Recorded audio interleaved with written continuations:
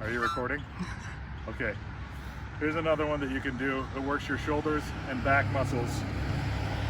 Because you don't want to get that granny relief society arm like that. You can do this. You could go forward. You can go backward.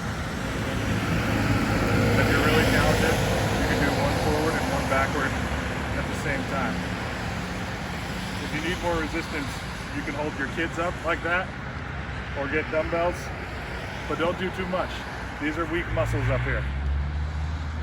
They're very weak. You just need to do a little bit at a time.